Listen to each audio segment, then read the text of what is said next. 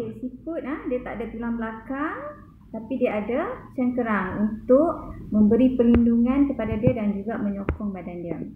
Okey, seterusnya kita tengok haiwan invertebrata, badan yang bersegmen. Okey, invertebrata tanpa kaki tapi bersegmen. Okey, tadi cikgu dah tunjuk invertebrata tak ada tulang belakang, tak ada kaki, tak ada segmen. Okey, sekarang ni dia tak ada tulang belakang, tak ada kaki tapi bersegmen. Macam cacing tanah, cacing pita, lintah. Okey, itu tak ada kaki, tak ada tulang belakang tapi dia bersegmen. Okey. Yang tu kamu boleh, sebab kita biasa tengok cacing kan. Alright.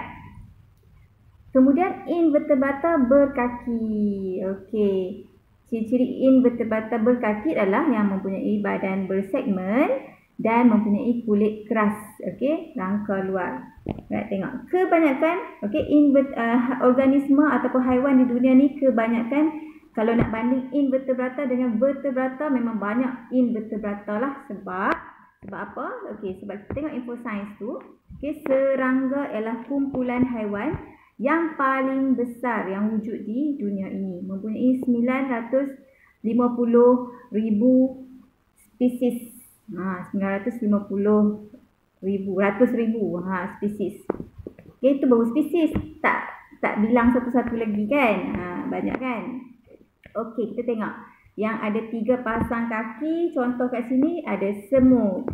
Okey, badan dia bersegmen dan dia ada kaki. Okey, semut, kupu-kupu, lipas. Okey, dia ada 3 pasang kaki. Bila 3 pasang maksudnya ada 6 kaki. Okey, kalau tak percaya, pergi tangkap semut, lepas tu buat uji kaji sendiri kat rumah. Okey, tangkap kupu-kupu, buat uji kaji. Tapi jangan seksa pula tangkap lipas, siapa yang tak takut lipas tu, boleh tangkap lipas.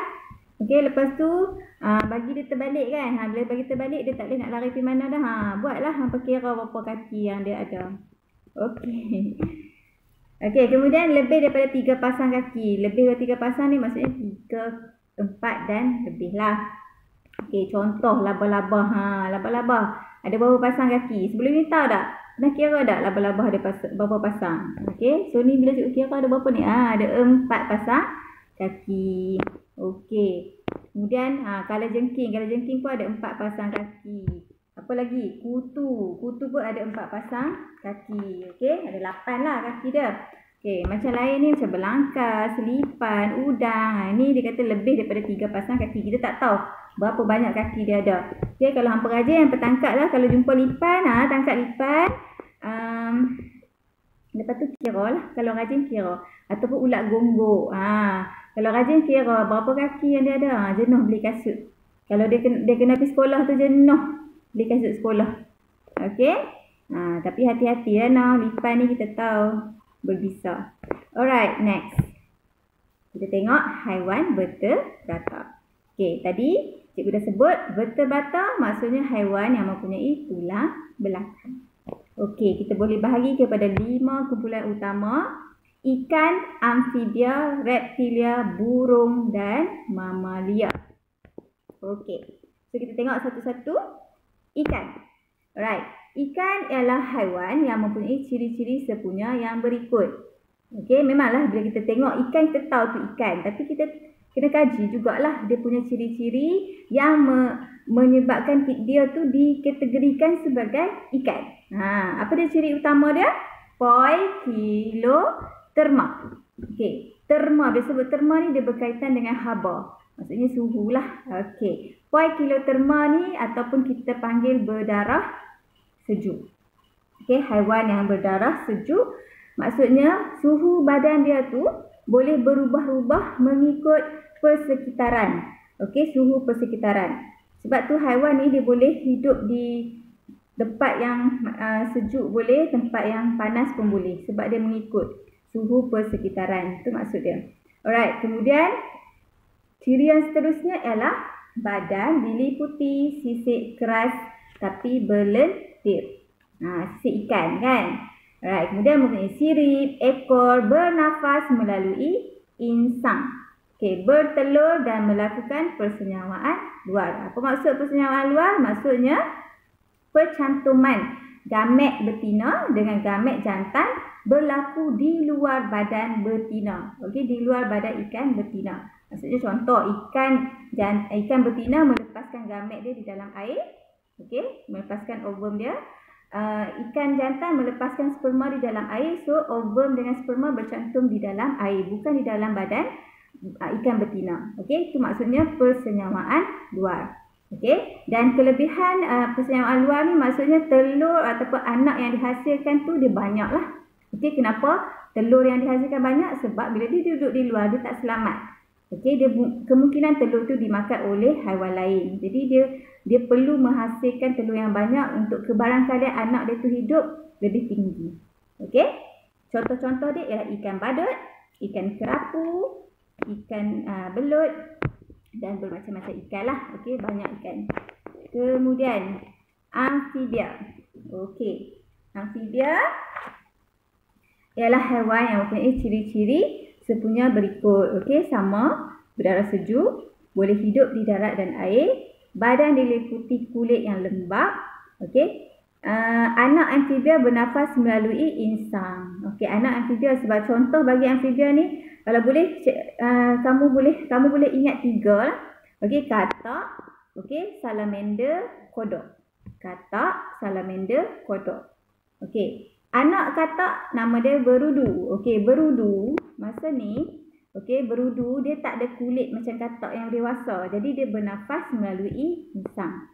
Right. Amfibia dewasa bernafas menggunakan paru. Bila dia dah jadi membentuk jadi katak, so dia bernafas menggunakan paru dan juga kulit yang lembap. Sebab tu dia boleh hidup di darat dan juga di dalam air. Okey, sebab tu kita tak boleh makan. Orang Islam tak boleh makan haiwan yang orang panggil dua alam ni. Okey, yang boleh hidup di air dan juga di darat. Okey, menghasilkan telur yang berlendir dan tidak bercangkerang. Okey, telur katak. Kalau siapa yang suka makan, suka minum air apa yang ada tu, cikgu pun lupa. Okey, macam telur katak tu. Okey. So yang itulah rupa telur katak. Kalau kita nampak dalam air tu nampak macam berlendir tu, yang tu ialah telur katak melakukan persenyawaan luar macam ikan tadi. Alright, next. Reptilia. Okey, ciri-ciri sepunya reptilia, berdarah sejuk. Okey, poikiloterma dah ada 3 dah. Kita berdarah sejuk, ikan, reptilia, amfibia, berdarah sejuk. Okey, menghasilkan telur yang bercangkerang. Tadi amfibia bertelur tapi telur yang berlendir, dia tak ada cangkerang. Okey, bernafas melalui paru, bersisik, macam ikan juga bersisik, tapi bezanya bersisik dan berkulit keras. Kalau ikan dia bersisik, berlendir. Okey, melakukan persenyawaan dalam. Tadi kita dah nampak persenyawaan luar. Okey, ni persenyawaan dalam. Beza dia apa? Kalau persenyawaan luar, percantuman gamet betina dan gamet jantan berlaku di luar badan betina. Tapi kalau persenyawaan dalam, okey, percantuman tu, persenyawaan gamet jantan dan gamet betina tu berlaku di dalam badan betina. Okey, tu beza dia. Dan selalunya anak yang dihasilkan tu tak banyak. Okey. Contoh reptilia, penyu, ular, buaya, iguana. Okey. Ni semua-semua haiwan yang bertulang belakang. Ada juga yang kata ular tak ada tulang lah cikgu. Bila masa ular tak ada tulang. Ada tau. Ular yang berbisa, tulang dia pun, kalau tinggal tulang pun tulang tu berbisa. Kalau kita terpijak tulang ular pun, kemungkinan kaki boleh jadi reput. Sebab dia masih ada bisa dia. Alright, next. Burung. Okey, burung dia ialah Homo eutherma. Dia pula dah Homo eutherma. Tadi poikiloterma. Okey, perbezaan dia ialah berdarah panas. Macam kita manusia ni, kita sebut berdarah panas lah. Kenapa darah tu panas ke? Tak. Okey, darah tu maksudnya suhu badan kita tetap, tak berubah.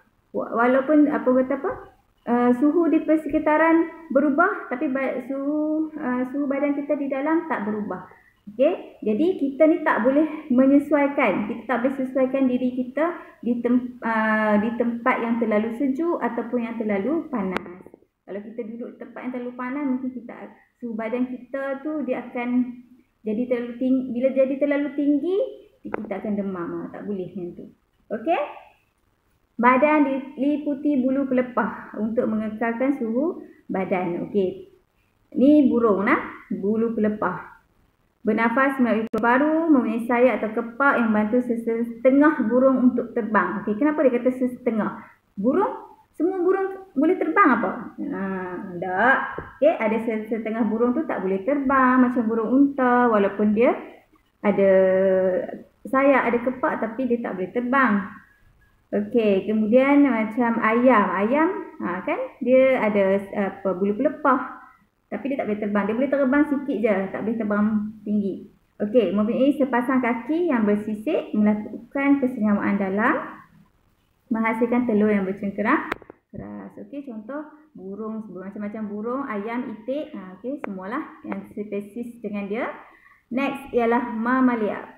Okey, mamalia ialah haiwan yang mempunyai ciri-ciri sepunya yang berikut. Okey, manusia juga kategori mamalia tapi kita bukan haiwan lah, kita manusia. Okey, Homo eutherma berdarah panas. Okey, badan diliputi bulu dan rambut. Okey, bernafas melalui paru, melakukan persenyawaan dalam, melahirkan dan menyusukan anak. Okey, itu ciri-ciri utama. Melahirkan, menyusukan anak, so dia ialah mamalia. Ingat, mama kan, mama, ibu, mak, dia menyusukan, melahirkan anak. Okey, kelawar, zirafah, gajah, singa.